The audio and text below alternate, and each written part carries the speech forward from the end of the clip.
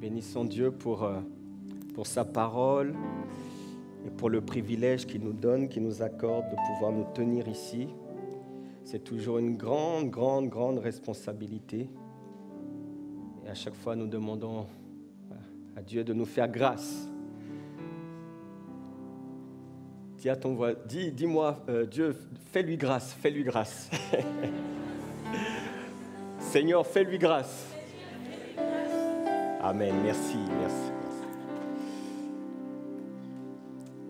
Ok, bien-aimé, le chiffre 40 est souvent associé à une nouvelle étape dans l'histoire ou la relation entre Dieu et son peuple.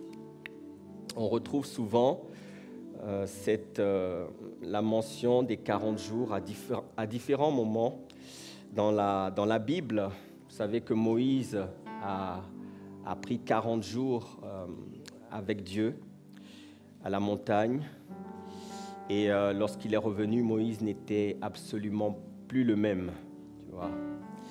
Et je crois qu'après ces 40 jours, comme nous le disons, nous allons vraiment expérimenter des témoignages puissants.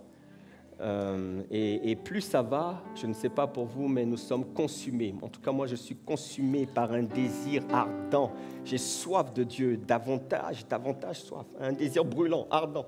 Nous voulons que sa gloire envahisse nos vies, que sa gloire envahisse l'Occitanie, que sa gloire envahisse Toulouse. Dis Amen. Nous voulons voir le règne de Dieu s'établir non seulement sur la terre, mais en fait sur la terre, pour que toute la terre sache qu'il est Dieu. Celui qui est, celui qui était, celui qui vient, il est le Tout-Puissant, c'est lui. Habakkuk et Ésaïe décrivent dans leur livre un temps à venir où la terre, ils décrivent ce temps où la terre tout entière sera remplie de la glorieuse connaissance de Dieu. Ça veut dire qu'il n'y aura plus un centimètre carré où on ne connaîtra pas Dieu. Dieu sera partout comme les eaux recouvrent le fond des mers. Oh là là, ça sera glorieux, ça sera glorieux. Quelqu'un dit glorieux. Après la résurrection, par exemple, ou même avant ça, Jésus lui-même, il a été rempli par l'Esprit et il a été conduit à une période de jeûne de 40 jours dans le désert. Et lorsqu'il est sorti de là, son ministère a commencé. Avant cela, on n'avait pas entendu parler de lui. Il n'avait rien fait, aucun miracle, aucun impact. Mais quand il est sorti de cette période, le ministère a commencé. Les fruits sont devenus visibles. C'est ce qui va se passer pour toi et pour moi dans le nom de Jésus. Ah, ton amen est faible. Après la résurrection également, Jésus est apparu pendant 40 jours à ses disciples. Et ce n'est pas par hasard, il est venu enseigner le royaume de Dieu et il l'a fait avant de monter au ciel et donc d'ouvrir la voie à une nouvelle ère. Ça devait être l'ère de la nouvelle création, l'ère du Saint-Esprit qui est venu habiter en l'homme. Jusqu'alors, ça n'avait jamais été ainsi. Mais après le départ de Jésus, le Saint-Esprit a trouvé sa résidence permanente et éternelle en l'homme. Quelqu'un dit Amen. Donc, la promesse de Ézéchiel 36, 26 a été accomplie. Je vous donnerai un cœur nouveau et je mettrai en vous un esprit nouveau. J'ôterai de votre corps le cœur de pierre et je vous donnerai un cœur de chair. J'espère, bien-aimé, que le cœur dur, le cœur de pierre a été enlevé et que tu as reçu le cœur de Dieu, le cœur du Saint-Esprit. Quelqu'un dit Amen? Ouais. Alors, vous voyez, l'approche dans l'Ancien Testament, on s'approchait de Dieu avec prudence. Ouh là là, prudence. Et dans le Nouveau Testament, nous avons la grâce de nous approcher avec assurance du trône de la grâce. Parce que nous savons que Dieu entend et exauce nos prières. Quelqu'un dit Amen. Et depuis plusieurs semaines, nous parlons de la famille. Et nous invitons chacun d'entre nous à cultiver l'esprit de famille. Parce qu'en Christ, nous appartenons tous à la famille de Dieu. Alléluia.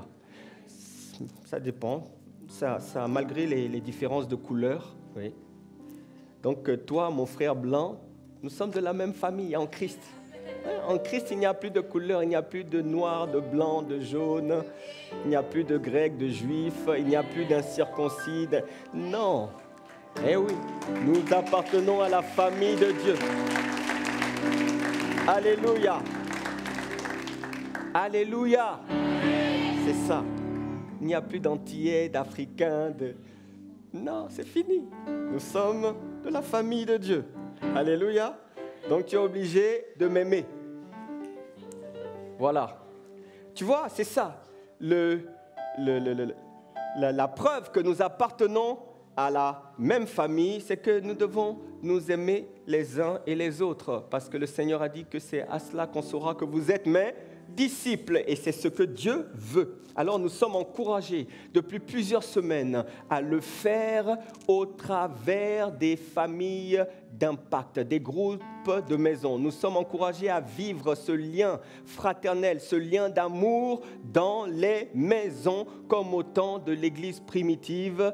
Ils partageaient, ils adoraient dans le temple, mais ils partageaient leur repas dans les maisons. Ils étaient assidus au temple, mais également ils se retrouvaient dans les maisons. C'était ça le modèle. Et donc, nous avons dit que la véritable église, en réalité, elle se trouve dans ta maison. Dis Amen. Pourquoi? Parce que c'est chez toi que tu peux vivre pleinement ta foi en offrant à Dieu un culte authentique, sans te préoccuper du regard des autres, le qu'en dira-t-on, sans t'occuper d'aucun autre paramètre extérieur. C'est vraiment dans nos maisons, parce que la maison, c'est le lieu où tu es normalement vraiment toi et tu ne fais pas semblant. Hein? À l'église, bon. À l'église, tu vois, tu mets un peu de maquillage, donc parfois, on ne sait pas trop, tu vois. Dans ta maison, c'est l'unique endroit où tu peux te balader en pyjama, tu te balades en chaussons, tu te balades avec des bigoudis sur la tête, tu te balades avec des foulards. Ah, vous ne savez pas c'est quoi des bigoudis? Dans vos maisons, c'est l'endroit où vous faites tomber la perruque. Tu vois, la perruque brésilienne et tout ça, là, vous faites tomber. Et les autres artistes. Mais c'est vrai. C'est vrai. Dans les maisons, vous portez des pyjamas, des tenues. Oh, les femmes, vraiment, faites un effort des fois. Hein. Des fois, les femmes, aïe. On ne te reconnaît pas chez toi, on ne te reconnaît pas. On ne te reconnaît pas. C'est pas ma femme, hein. Pas ma femme. Je ne parle pas de ma femme. Non, ma femme...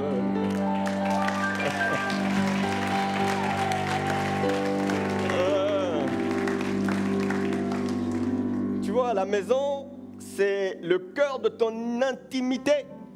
Et c'est justement l'endroit que Dieu veut reconquérir. On a limité le culte au dimanche. On a sorti Dieu de nos maisons. Bon, on prie. Mais nous voulons aller plus loin. Nous voulons consacrer nos maisons. Nous voulons prendre un engagement avec Dieu. Nous voulons faire un vœu. Seigneur, je te consacre. Je mets ma maison à part pour toi. Dans cette maison, on aura des temps pour t'adorer, pour partager la parole. Seigneur, pour prier. Ma maison sera une maison de prière. Et dans ta maison, c'est là que le culte d'abord doit être rendu à Dieu. Alors que le monde s'efforce de chasser Dieu. Le monde ne veut pas qu'on parle de Dieu, ne veut pas entendre parler de Dieu. On veut le chasser de l'espace public. Dieu dehors, dans l'éducation dehors. La dernière fois, j'ai appris qu'un enfant, on a convoqué les parents d'un enfant, un petit enfant, hein, peut-être je ne sais pas s'il est en maternelle ou en CP, parce qu'il a dit moi je crois en Jésus. Moi je crois en Jésus. On a convoqué les parents pour leur demander votre enfant il va bien, qu'est-ce que vous lui enseignez chez vous, hein? Parce qu'il a dit je crois en Jésus. On veut pas qu'on parle de Jésus. Quelqu'un dit aïe. On veut le chasser et de façon affirmée, assumée, affichée. Mais alors qu'ils veulent fermer la porte à l'espace public, nous allons ouvrir nos portes dans les maisons. Nous allons faire la place à Dieu. Nous allons le recevoir. Nous allons le laisser s'exprimer dans nos maisons. Nous allons lui rendre gloire dans nos maisons. Quelqu'un dit amen. Vous savez, les médias, j'observe souvent les médias mainstream, là, les médias traditionnels. Les médias utilisent toujours le même narratif lorsqu'ils s'intéressent à l'Église. Je ne sais pas si vous avez remarqué. Souvent, ils disent l'étrange phénomène des méga-churches. Pourquoi c'est étrange? Pourquoi on ne peut pas juste dire le phénomène des méga-churches? Les médias, ils ont toujours ce côté un peu, tu vois, négatif. Quel est le secret de leur croissance? Donc, sous-entendu, il y a quelque chose de louche derrière tout ça. Que se cache-t-il derrière cette nébuleuse? Excusez-moi, mais l'Église, ce n'est pas un nuage flou qui passe et qui se dissipe. L'Église, c'est le rempart qui va se dresser contre le royaume des ténèbres. L'Église trouvera, le royaume des ténèbres trouvera toujours l'Église en face d'elle pour renverser les œuvres du diable au nom de Jésus. Ce n'est pas une nébuleuse.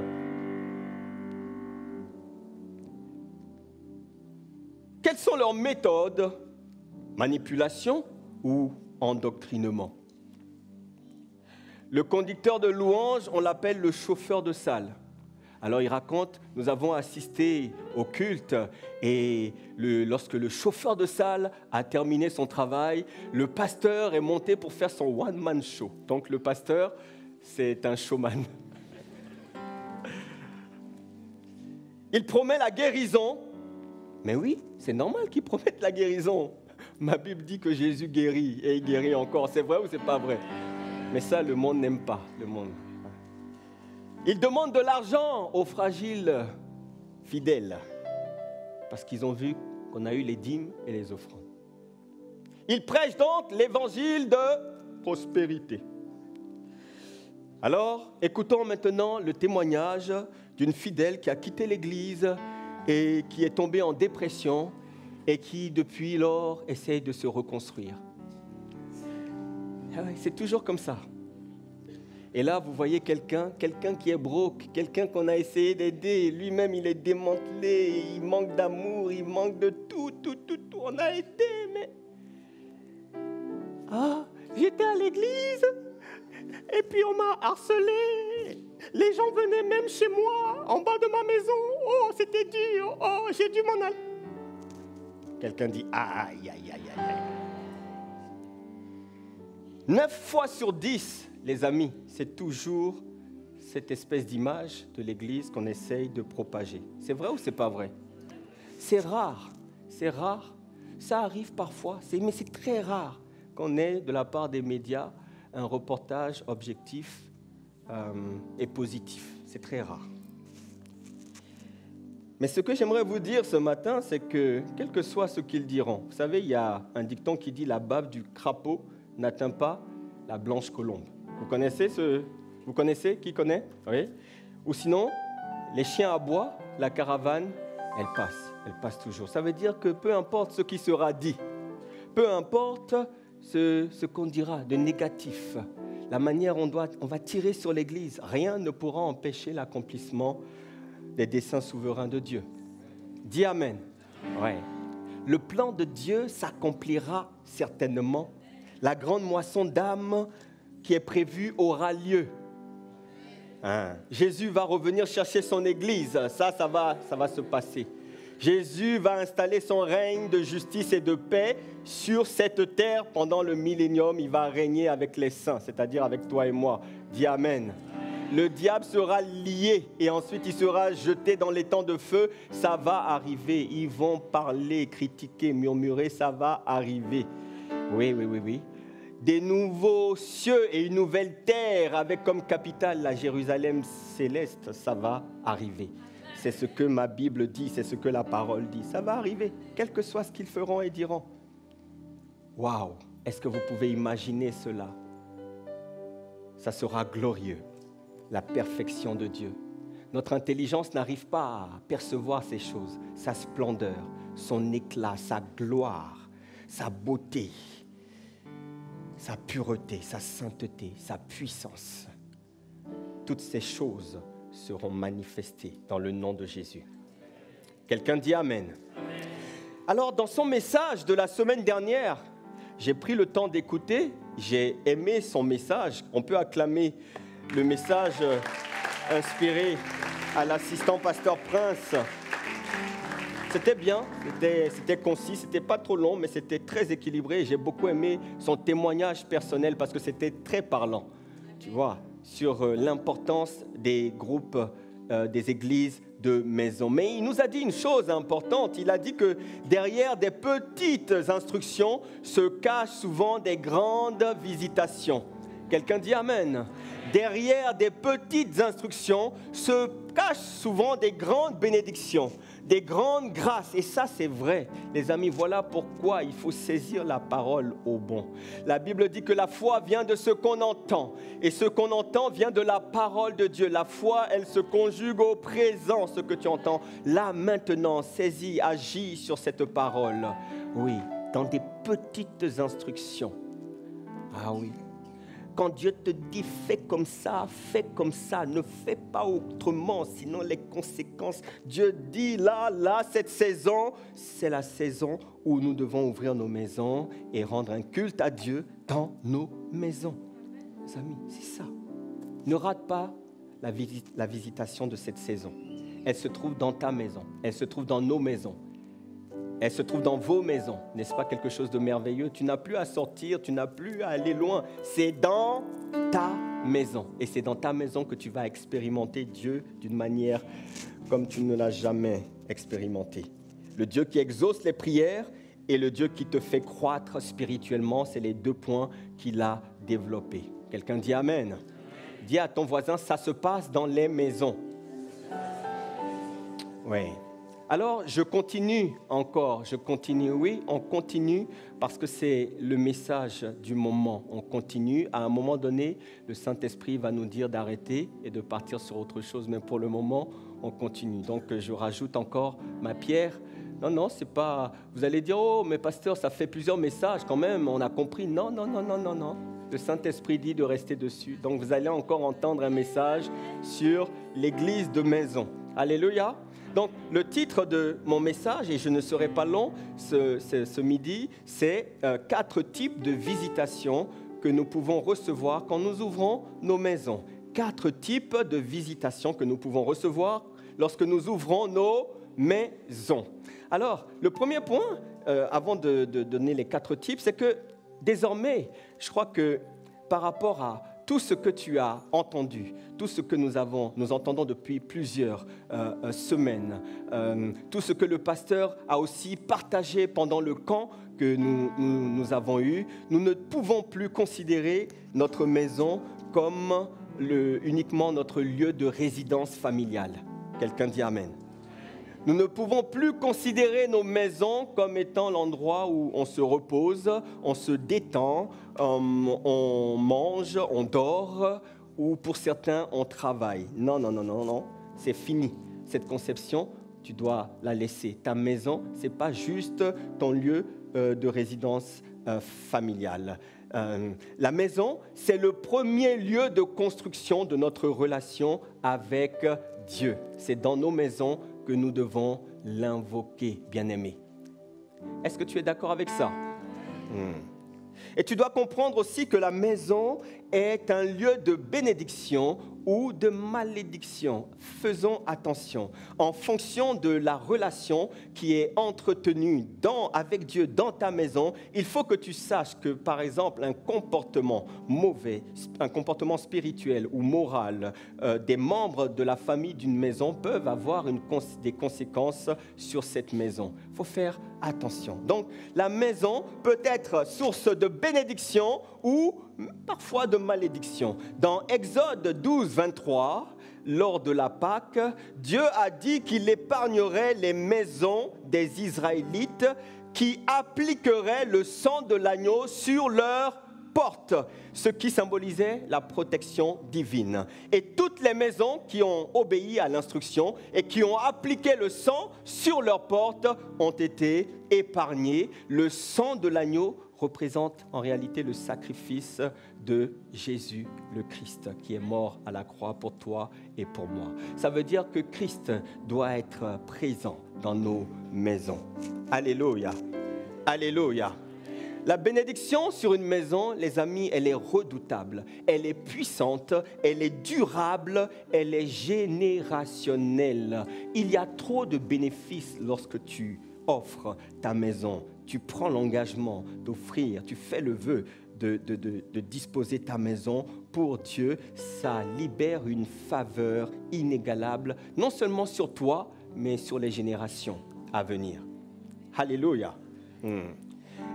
Voyez, la maison de David, concernant la maison de David, il est dit dans 2 Samuel 7, 16, « Ta maison et ton règne seront toujours assurés, ton trône sera toujours affermi. » Nathan rapporta à David toutes ces paroles et toute cette vision. Et le roi David alla se présenter devant l'Éternel et dit, « Qui suis-je, Seigneur éternel, et quelle est ma maison pour que tu m'aies fait parvenir où je suis ?» Waouh, quelle grâce!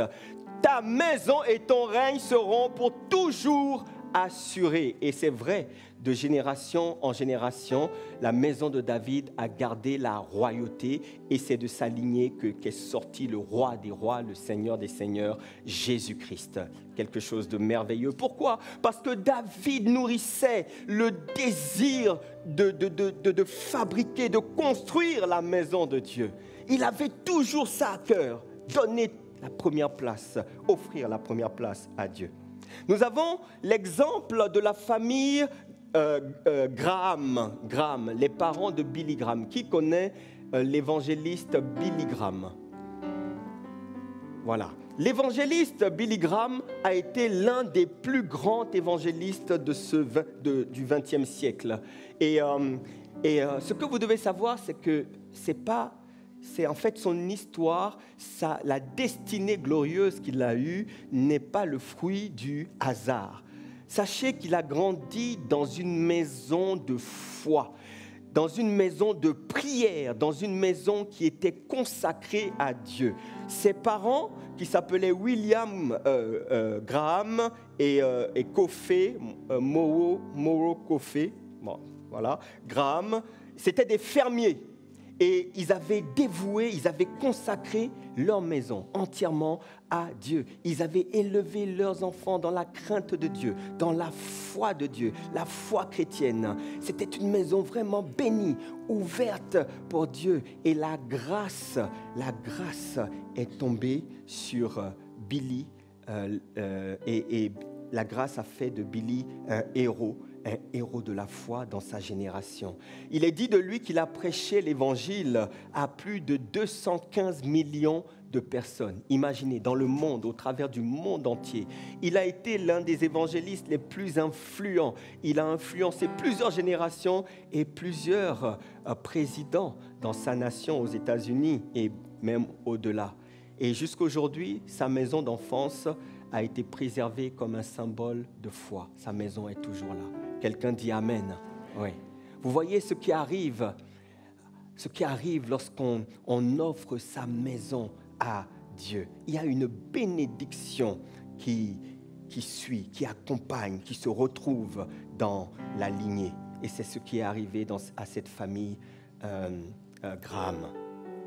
Par contre, de la même manière, lorsqu'on désobéit à Dieu, lorsqu'une personne est dans le péché, elle peut emmener aussi la malédiction dans une maison. Voilà pourquoi nous devons faire attention aux personnes que nous hébergeons chez nous. Nous devons faire attention. Au temps de Josué, il y a un homme qui s'appelait Akan et qui a commis une infidélité. Après la conquête de Jéricho, lorsqu'il y avait des conquêtes, Dieu interdisait aux Israélites de récupérer le butin pour eux, les butins, l'or, l'argent, en fait les objets précieux. Tous ces objets devaient être rassemblés et on devait les mettre dans la maison, la maison du trésor de l'Éternel, ou le trésor de la maison de l'Éternel. Mais personne ne devait récupérer ni or, ni argent, parce que tous ces éléments étaient dévoués par interdit. Alors, après la bataille de Jéricho, Jéricho était une ville fortifiée, et bien sûr, il y avait beaucoup de richesses. Un homme appelé Akan a désobéi aux instructions. Il a regardé à gauche, il a regardé à gauche, il a regardé à droite, et puis il a pris quelques pièces, il a pris quelques objets, il a tout ramassé, et il est parti cacher ça dans sa maison. Alors, bizarrement, lorsque le peuple et l'armée d'Israël a continué la conquête vers la ville d'Aï, ils ont expérimenté des défaites terribles, des pertes humaines terribles. Et Josué s'est demandé, mais ce n'est pas le Dieu que je connais. Il nous a fait sortir d'Égypte, il nous a préservés dans le désert, il nous fait rentrer maintenant dans Canaan, nous avons été victorieux de Jéricho. Pourquoi, à partir de maintenant, nous subissons ces défaites? Il n'a pas compris. Alors il s'est tenu devant le Seigneur. Et le Seigneur lui a révélé qu'il y a un homme qui a désobéi. Il y a quelqu'un qui a désobéi et qui a attiré la colère de Dieu. Alors, voilà ce qui se passe. Dieu donne des instructions à Josué. Et nous allons lire Josué 7, 16. Josué 7, 16. La Bible dit, Josué se leva de bon matin et il fit approcher Israël selon ses tribus et la tribu de Juda fut désignée. Dieu a demandé à Josué de convoquer tout le peuple et tout le peuple était là. Josué a relaté la situation. Le coupable était là. Normalement, quand tu vois ça, pour éviter les problèmes, tu te dénonces. Tu dis ok, arrêtez tout, en fait, c'est moi. Et je crois que ce passage, qui est quand même un passage de l'Ancien Testament, montre quand même le principe de la grâce de Dieu. Même quand tu as fauté, il te laisse le temps de te repentir. Tu vois? Alors, on appelle tout le peuple, mais personne ne réagit. Tu vois, c'est comme parfois, il manque un billet de banque dans le portefeuille des parents et ils appellent tous les enfants. Donc, les enfants sont alignés. Qui a pris le billet? Personne ne répond. Tu vois, c'est exactement ce qui se passe là. Et donc, on fait appeler la première famille, la première tribu, c'est la tribu de Juda. Et Akan, il sait qu'il appartient à la tribu de Juda. Il doit se dire quand même, là, il y a quelque chose qui ne va pas. Non, il ne dit rien. Alors, on fait approcher les familles de Juda et la famille de Zérach fut désignée. Akan, il appartient à la famille de Zérach. Et jusqu'à là, il ne dit toujours rien. Il fit approcher la famille de Zérach par maison et Zabdi fut désigné. Encore une fois, Akan, il appartient à la maison de Zabdi.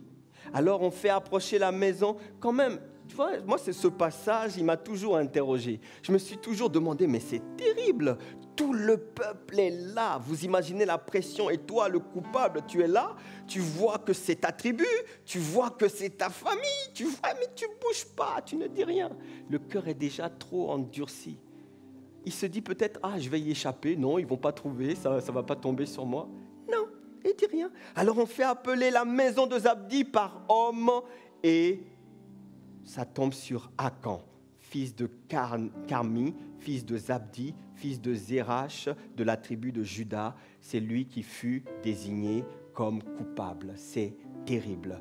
À cause de la désobéissance, le malheur est tombé sur la tribu d'Israël et puis sur la famille d'Akan. Parce que, regardez, je ne vais pas tout lire, mais au verset 24, la Bible dit « Josué et tout Israël avec lui prirent Akan, fils de Zérach, l'argent » donc l'argent qu'il a pris, le manteau, le lingot d'or, ses fils, ses filles, toute sa famille, ses bœufs, ses possessions, ses ânes, ses brebis, sa tente et tout ce qui lui appartenait. Et il les fit monter dans la vallée d'Achor. Et la vallée d'Achor, c'est la vallée des tourments, c'est la vallée des afflictions. Oh là là, ce n'est pas une bonne vallée. Alors Josué dit, pourquoi nous as-tu troublés? Il y a des gens, quand tu les laisses rentrer dans ta maison, ils vont te troubler. Donc il y a des gens, il faut les faire ressortir très rapidement. Ouais. C'est plus une affaire de sentimentalisme. Oh, ça peut être ton frère, hein? Ça peut être ton frère. Il peut venir chez toi et te troubler. Ah, je connais ça. Il peut venir te troubler. Voyez? Pourquoi nous as-tu troublés? L'Éternel te troublera aujourd'hui. Et tout Israël le lapida. En fait, on a fait disparaître sa lignée. Tout ce qui lui appartenait, on les brûla, on a brûlé au feu, on les lapida et l'on éleva sur Akan un grand monceau de pierre qui subsiste encore aujourd'hui. Le seul souvenir de lui, ce n'est pas sa descendance, mais c'est ce monument qui a été érigé en souvenir de lui. Quelqu'un dit aïe. Ouais. Voyez. Ne laissons pas quelque chose prendre plus de valeur que Dieu dans nos maisons. Parce que ça aussi, c'est dangereux. Dieu considère cela comme de l'idolâtrie. C'est Dieu avant tout. Il est le premier en tout. Et dans nos maisons, il doit en être ainsi. Quelqu'un dit Amen. Ouais. Donc, ma maison, c'est aussi la maison de Dieu, désormais. Ce n'est pas ta maison, c'est la maison de Dieu. Ma maison, c'est une maison de prière. Ma maison, c'est un lieu de culte. Donc, il y a une dimension qui est personnelle, mais il y a une dimension également qui est spirituelle. Quelqu'un dit Amen. Alors, nous allons voir 4 types de visitations que nous pouvons expérimenter. Et ces 4 types de visitations, nous allons les voir sur la base de maisons qui ont été justement visitées par Jésus. Jésus allait dans les maisons. Dans la première maison, ça se trouve dans Marc 1, 29, 31. Jésus vient dans la maison de Pierre. La Bible dit, en sortant de la synagogue, ils se rendirent avec Jacques et Jean à la maison de Simon et d'André. La belle-mère de Simon était couchée, ayant la fièvre, et aussitôt on parla d'elle à Jésus. S'étant approché, il la fit lever en lui prenant la main, et à l'instant, la fièvre la quitta, et elle les servit. Voyez, dans les maisons, quand Dieu visite ta maison, tu expérimentes ce qu'on appelle la guérison divine. Guérison physique, santé divine. Ça se passe, bien-aimé, dans les maisons. Et je crois que dans cette saison, Dieu veut faire des choses extraordinaires, pas forcément à l'église, mais à partir de nos maisons. La belle-mère de Pierre a été guérie parce que Jésus a visité. Et ce Jésus n'a pas changé. Bien-aimé, il est le même. Il n'a pas changé. Il est capable de te guérir lorsque tu l'invoques. Il est capable de guérir encore aujourd'hui. Qui le croit? Oui. Et c'est ce qu'il veut faire. Il veut visiter puissamment nos maisons pour apporter la guérison. Voilà pourquoi nous devons lui ouvrir non seulement nos maisons, mais nous devons oser prier dans les maisons. Osons prier, osons imposer les mains, osons proclamer la guérison. Et vous allez voir des choses extraordinaires s'accomplir dans nos églises de maison. Quelqu'un dit Amen. Donc la première visitation, c'est la guérison. La deuxième visitation, c'est dans la maison de Lévi ou de Matthieu. Ça se trouve dans Matthieu 9, 9 à 13. Est-ce qu'on peut prendre rapidement? Ok. De là, étant allé plus loin, Jésus vit un homme assis au milieu des péages et qui s'appelait Matthieu. il lui dit « Suis-moi ». Cet homme se leva et le suivit. Comme Jésus était à table dans la maison, voici beaucoup de publicains et de gens de mauvaise vie vinrent se mettre à table avec lui et avec ses disciples. Les pharisiens virent cela et ils dirent à ses disciples, « Pourquoi votre maître mange-t-il avec des publicains et des gens de mauvaise vie ?» Voyez, c'est toujours la même chose. Les pharisiens, ils ont toujours quelque chose à dire. Jésus est venu, il dit, le médecin, il n'est pas là pour les bien portants. Il dit, le médecin, il est pour les malades. Je ne suis pas venu pour ceux qui se portent bien. Justement, je suis venu pour les pécheurs. Lorsqu'ils l'ont vu s'asseoir à table avec les pécheurs, ils ont dit, oh, qu'est-ce qu'il fait à table avec des pécheurs? La deuxième visitation, c'est l'acceptation. L'acceptation telle que tu es, sans aucun jugement. Parfois, à l'église, certains ont du mal. Certains sont remplis de rejet, l'esprit de rejet. Certains n'arrivent pas à s'épanouir, à s'exprimer, à trouver leur place. Mais dans la famille d'Impact, je crois que c'est le lieu le plus approprié pour vivre cette acceptation. Pourquoi? Parce que Jésus ne rejette personne. Toi et moi, nous ne devons rejeter également personne. Ouais.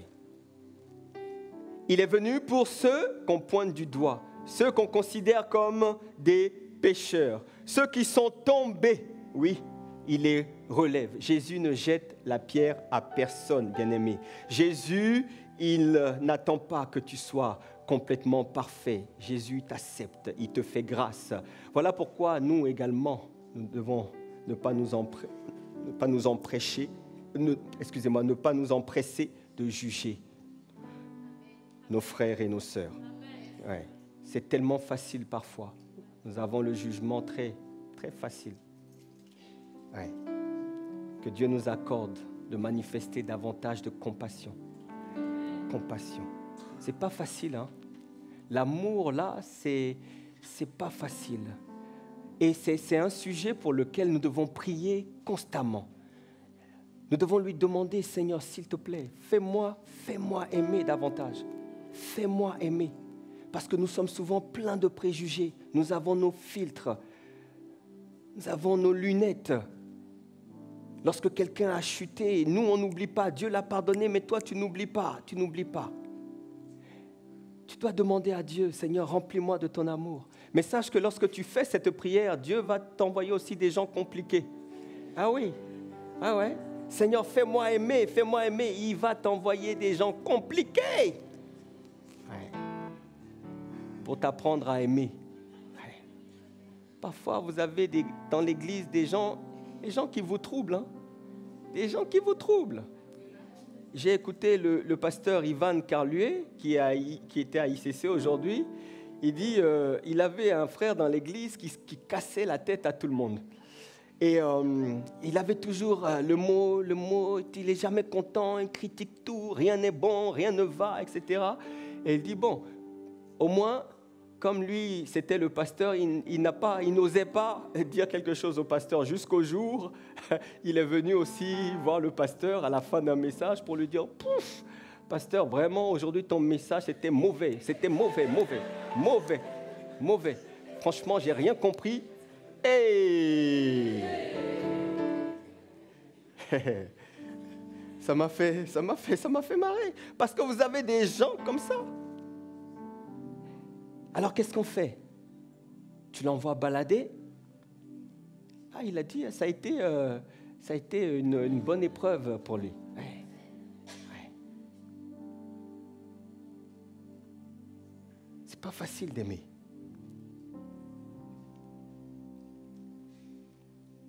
C'est pas facile. Mais le Seigneur nous ramène à ces choses essentielles. Dans cette saison où l'amour du plus grand nombre va se refroidir. Le Saint-Esprit nous interpelle sur la famille, sur nos maisons, sur l'amour que nous avons les uns pour les autres.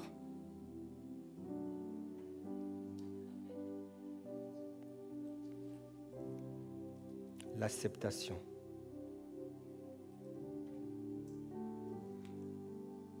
Quand quelqu'un vient dans la famille d'Impact, nous devons tout faire pour l'aider à trouver sa place, à se sentir accueilli. Je vous ai dit, franchement, je bénis Dieu, je bénis Dieu, je bénis Dieu, je bénis Dieu pour cette famille, pour cette église de maison à laquelle il m'a connecté à ma nouvelle naissance. Je bénirai toujours Dieu pour cette maison. La dernière fois, je suis reparti, il y a quelques jours, je suis reparti aux Ulysses, là où se trouvait, là où j'habitais, là où se trouvait cette maison. Et à chaque fois que je vais là-bas, je ressens des émotions très fortes. Je suis passé devant la maison et à chaque fois, je m'arrête et ça me fait revenir plus de 20 ans en arrière. Et je suis tellement reconnaissant. Bon, je ne sais plus qui habite dans cet appartement, mais j'étais là, je regardais par la fenêtre et ça me rappelait des souvenirs. C'est là-bas que ma vie a changé. C'est là-bas où j'ai rencontré des frères qui m'ont entouré, qui étaient avec moi. On était ensemble. Et dans les difficultés que je rencontrais, ils étaient là toujours pour m'encourager, pour me supporter. Ils ne me jugeaient pas. Ça n'a pas été facile. Mais quelle grâce d'avoir un tel cadre, un tel environnement. Nous devons faire de nos maisons ce genre d'environnement. Quelqu'un dit Amen. Un lieu où, oui, nous pouvons acclamer le Seigneur. Un lieu dans lequel celui qui était tombé, le pécheur, ne se sent pas condamné, ne se sent pas jugé, mais au contraire, un lieu où il se sent aimé, où on le relève, où on l'encourage. C'est possible, oui, c'est possible. Quelqu'un dit Amen. Quelqu'un dit Amen. Donc, la première visitation, c'est la guérison. La deuxième visitation, c'est l'acceptation. La troisième visitation, ça se passe dans la maison de Jairus, dans Marc 5, 22 à 43. Je ne vais pas tout lire, mais le contexte, c'est que Jairus, c'est un chef de la synagogue. Et il implore Jésus de venir chez lui parce que sa fille est gravement malade. Mais pendant le chemin, en fait, lorsque Jésus est en route pour atteindre la maison de Jairus, la fille de Jairus meurt. Et malgré cela, Jésus rentre dans la maison, il prend la main de la fille, il prie et la fille ressuscite. Bien-aimé, Jésus a le pouvoir sur la mort. Donc, l'église de maison est aussi un lieu de restauration. C'est un lieu où tout ce qui était mort, tout ce qui était enfoui, tout ce qui était enterré retrouve la vie parce qu'il veut redynamiser ta vie. Tu vois, parfois tu arrives, tu as des projets, tu as des objectifs, tu as des aspirations que tu n'as pas pu atteindre parce qu'il y a tellement d'obstacles qui se sont levés devant toi, tu vois. Mais dans ce cadre-là, au travers du partage, au travers des discussions, des cœur à cœur, en dehors des temps de prière, il y a aussi des temps de communion fraternelle où on apprend à se connaître, où on partage nos expériences, où on découvre la vie de l'autre. Qu'est-ce qu'il fait, son métier, quelles sont ses valeurs, ses centres d'intérêt. Tu vois, tu apprends beaucoup de choses et au travers du frère, c'est un endroit où on est encouragé, on a envie de repartir de l'avant. Il y avait des projets que tu avais laissés, que tu avais abandonnés à cause du découragement. Ça peut être un projet professionnel, un projet relationnel, un projet éducatif, quel que soit le projet. Voyez, là, l'église de maison est l'occasion de vivre ce qu'on appelle la restauration. la restauration. Il va ranimer ce qui était mort, ce qui était éteint en toi. Il va ranimer cette flamme. Il va ranimer le zèle en toi. Il va te donner la force de te lever et de repartir de l'avant, dans le nom de Jésus. C'est ce qui se passe. C'est ce qui se passe. Parce que c'est un cadre propice pour s'encourager, Et c'est ça, il faut toujours avoir cette volonté de tirer les autres vers le haut. Et à l'époque, on se tirait vraiment vers le haut. Je me rappelle avec le pasteur Christian, à chaque fois, il nous tirait vers le haut. Allez, on doit faire ceci, on doit faire cela, on doit faire cela. Est-ce que tu as fait ceci? Est-ce que tu as fait cela? Hey, commence à mettre de l'argent de côté, commence à épargner. Tu sais que quand tu vas commencer à travailler, il faut que tu achètes ton appartement. Ouais, moi je vais bientôt acheter, mais je ne veux pas être le seul, toi aussi. On s'encourageait. Et celui qui était moins fort, finalement, tu vois, donc c'est dans les familles, tu vis la dimension où, en fait, les forts, ils arrivent à tirer ceux qui sont plus faibles. Hein? Et ainsi, le faible, lui aussi, il devient fort. Et c'est une chaîne. Ça se passe dans les familles de maison. Ce sont des choses que moi, en tout cas, j'ai vécues. Quelqu'un dit Amen. C'est dans ces moments-là où tu te réconcilies aussi avec toi-même. Ouais.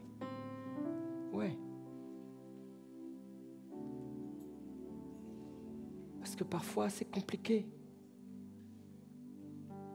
On est traumatisé par nos échecs, par nos erreurs, par notre vécu. Et lorsque tu viens dans une telle atmosphère, la présence de Dieu est là, où nous pouvons prier, où nous sommes ensemble, où tu ressens l'amour, tu ressens la proximité des autres. En fait, parfois, dans les églises de maison, on vit ce qu'on appelle la restauration simplement de ton âme. Ouais, sans avoir pris de rendez-vous avec les soins pastoraux dans la maison, restaurée. Et vous voyez des gens parfois qui arrivent, le visage fermé, et puis au fur et à mesure des semaines, au début ils ne participent pas, au début ils ne prennent pas la parole, ils ne disent rien, mais au fur et à mesure, vous voyez le visage qui se transforme. Au fur et à mesure, ils commencent à participer. Au fur et à mesure, ils prennent des responsabilités. Au fur et à mesure. Et finalement, vous voyez une personne totalement restaurée, relevée. Ça se passe dans les maisons. C'est puissant les maisons, c'est puissant. La vie, elle se construit dans les maisons. Nous sommes le résultat de ce que nous avons vécu dans nos maisons. C'est vrai ou c'est pas vrai? Hey, nous on a été zigouillés dans les maisons. Mais je rends grâce à Dieu parce que lorsque je suis né de nouveau, il m'a donné une nouvelle maison, une nouvelle famille. Et tout ce que je n'ai pas eu, ce qui m'a manqué, tout ce que je n'ai pas expérimenté dans la maison familiale, dans la maison biologique, dans la famille biologique, en fait, Dieu m'a tout donné dans la famille spirituelle. C'est impressionnant.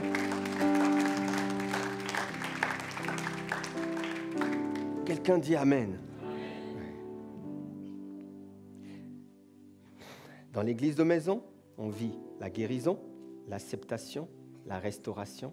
Et le dernier point, c'est la transformation totale, transformation radicale. Et ça se passe dans la maison de Zachée. La maison de Zachée, donc c'est dans Luc 19, 1 à 10. Je ne vais pas tout lire, mais Zachée, c'était un collecteur d'impôts. On va lire quand même. « Et voici un homme riche appelé Zachée, chef des publicains. » Allons-y. Cherchait à voir qui était Jésus, mais il ne pouvait y parvenir à cause de la foule, car il était de petite taille. Il courut en avant et monta sur un sycomore pour le voir, parce qu'il devait passer par là. Lorsque Jésus fut arrivé à cet endroit, il leva les yeux et lui dit, « Zachée, hâte-toi de descendre, car il faut que je demeure aujourd'hui dans ta... » Oui, c'est dans ta maison. En fait, quand vous allez bien lire la Bible, vous allez voir que cette affaire de maison-là, c'est vraiment sérieux. Il faut que je demeure aujourd'hui dans ta maison. La suite, Zachée se hâta de descendre et le reçut avec joie. Voyant cela, tous murmuraient encore et encore et disaient, « Il est allé loger chez un homme pécheur. » Mais Zachée, se tenant devant le Seigneur, lui dit, « Voici, Seigneur, je donne aux pauvres la moitié de mes biens, et si j'ai fait du tort de quelque chose à quelqu'un, je lui rends le quadruple. » Jésus lui dit, « Le salut est entré aujourd'hui dans cette maison, parce que celui-ci est aussi un fils d'Abraham. » Acclamons la parole, acclamons la parole.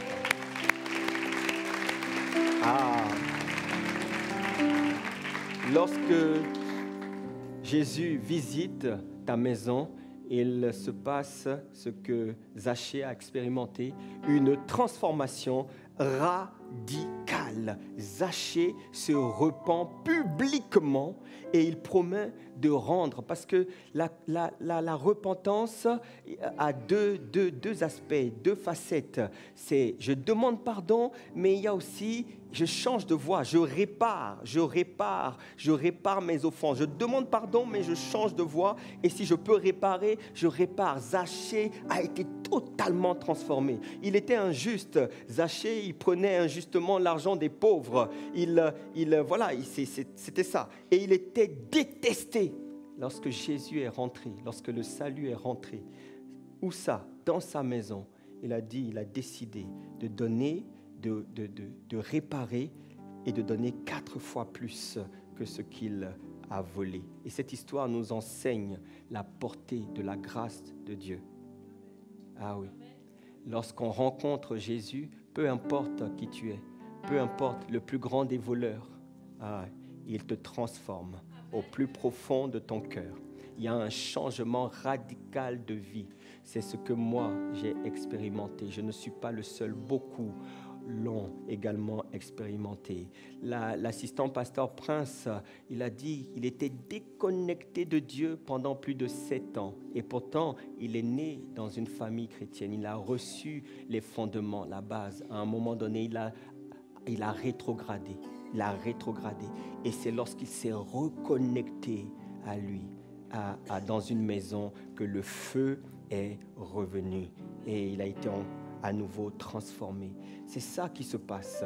Une transformation radicale, un changement de vie.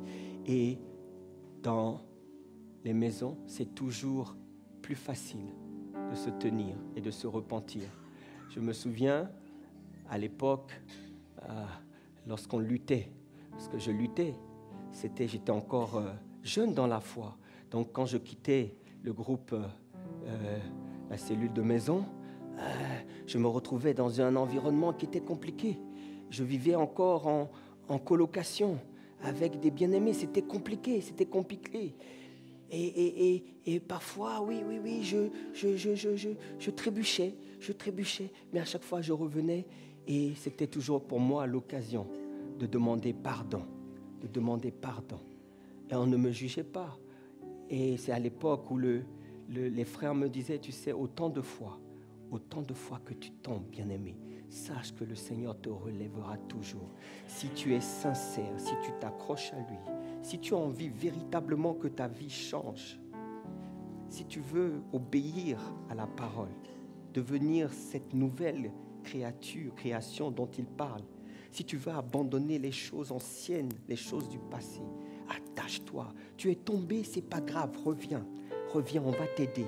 On va demander pardon ensemble. C'est comme ça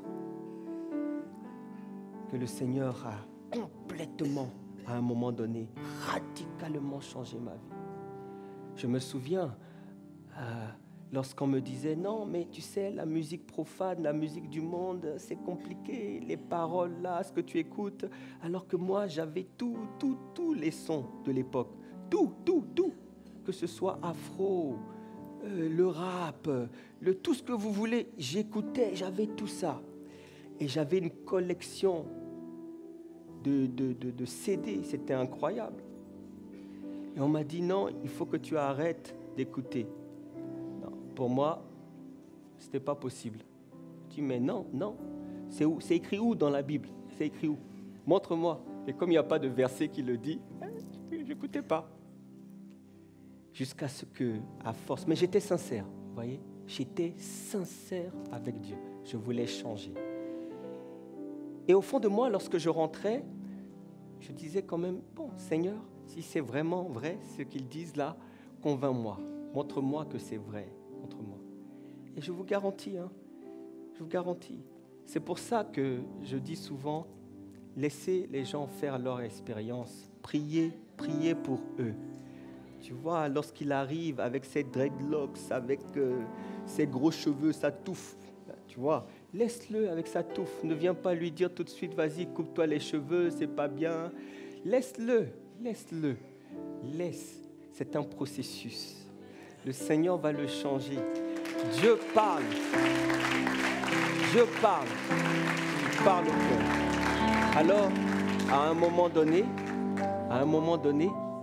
j'étais plus à l'aise à écouter la musique là. J'étais plus à l'aise.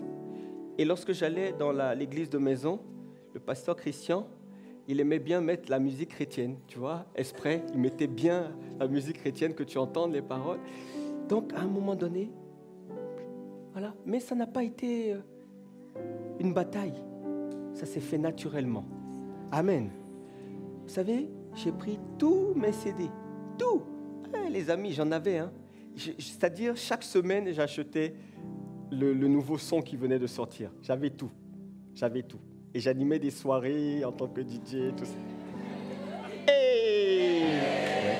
Ouais, on dirait pas, mais c'est vrai, je vous dis. Et je me rappelle, et je suis en train de finir, je me rappelle la dernière fois que j'ai animé une soirée. Vous voyez, moi, je suis quelqu'un, j'aime bien le bon matériel. J'avais un matériel, franchement, c'était le top du top, d'accord? Ce matériel, c'est le top. Donc, je fais mes branchements, comme d'habitude. Nickel, tout est nickel. Et là, le gars, il est chaud, il a préparé tous ses sons et tout. Je commence à mettre le CD, les enceintes font des bruits bizarres. Je dis, oh, qu'est-ce qui se passe?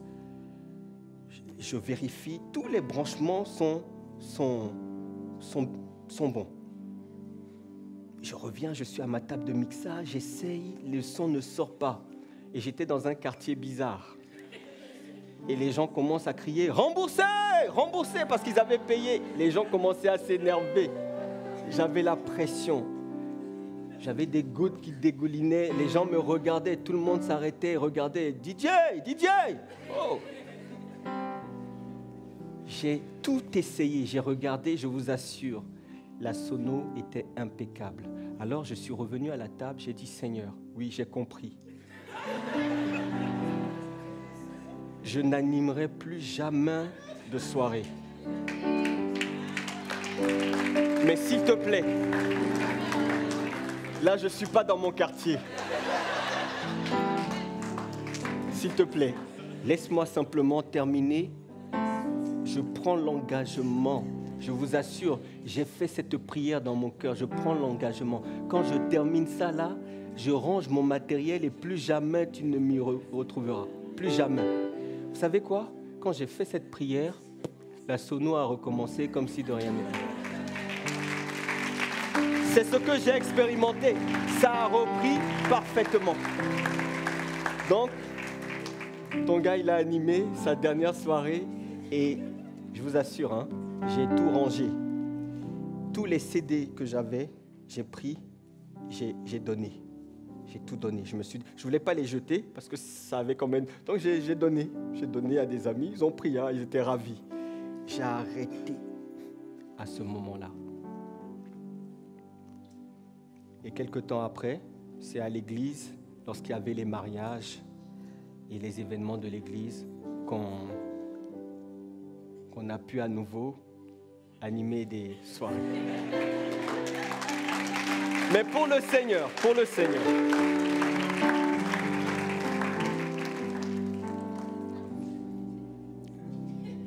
Transformation radicale.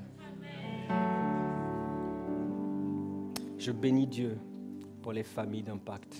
Bien-aimés, si nous comprenons ça et si nous acceptons de faire de nos maisons, concrètement, c'est quoi?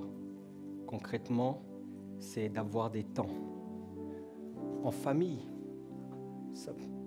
C'est oui, ouvrir ta maison pour une famille d'impact, mais ça va même au-delà de ça, en fait.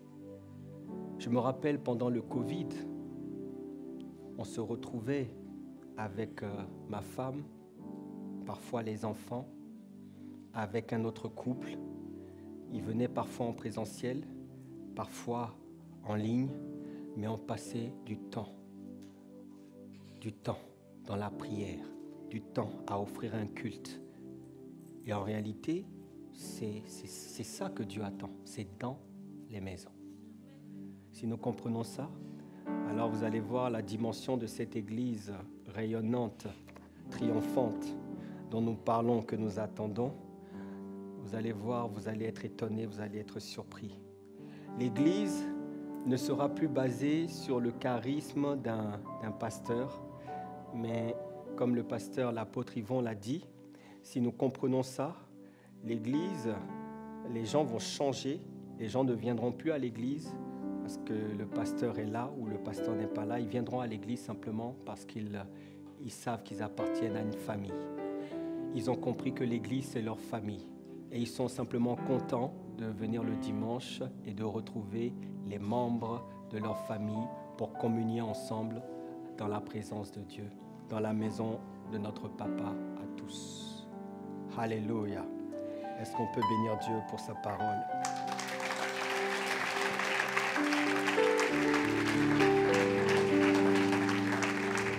Alors lève-toi et prends quelques instants pour rendre grâce à Dieu.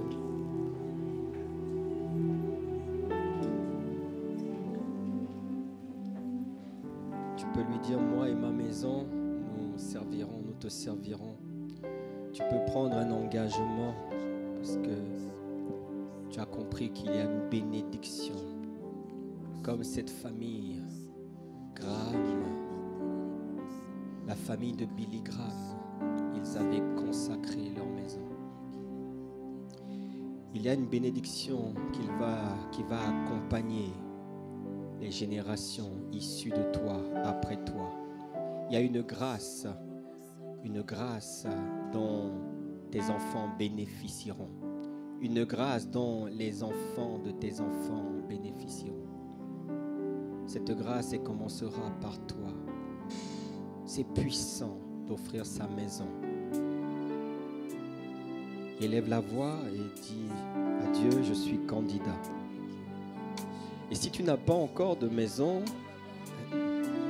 prends un engagement et dis-lui, Seigneur, si tu me donnes une maison. Si tu me donnes une maison. Prends l'engagement et dis-lui, peut-être, Seigneur, si tu me donnes une maison plus grande. Peut-être que pour le moment, ta maison n'est pas adaptée et que tu aimerais avoir plus de place. Seigneur, si tu me donnes, voilà en retour. Je ferai de cette maison ta maison. J'ouvrirai ma maison parce que je comprends que la véritable église se trouve dans les maisons. J'ouvrirai ma maison parce que je crois, j'ai compris que tu veux réinvestir les maisons. Lorsque le monde ferme les portes, le monde ne veut pas entendre parler de Dieu. Nous acceptons de t'ouvrir nos portes. Alors nous ne voulons pas rater la visitation de cette saison. Non.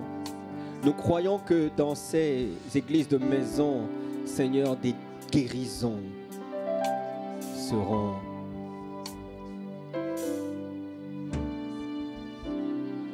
des guérisons et des témoignages de guérison. Ah, nous le verrons. Nous le verrons. Dans ces maisons, plusieurs se sentiront enfin acceptés. Acceptés. Dans ces maisons, plusieurs vont expérimenter la restauration. Restauration divine, restauration de l'âme, sans avoir fait de thérapie. Nos maisons seront la thérapie. Nous te supplions, Père, élève la voix. Demande-lui, Père, fais-le dans ma maison. De la même manière qu'il m'a transformé, qu'il a transformé plusieurs. Seigneur, je te prie de transformer le plus grand nombre dans ma maison. Une transformation radicale, totale, comme tu as transformé Zaché.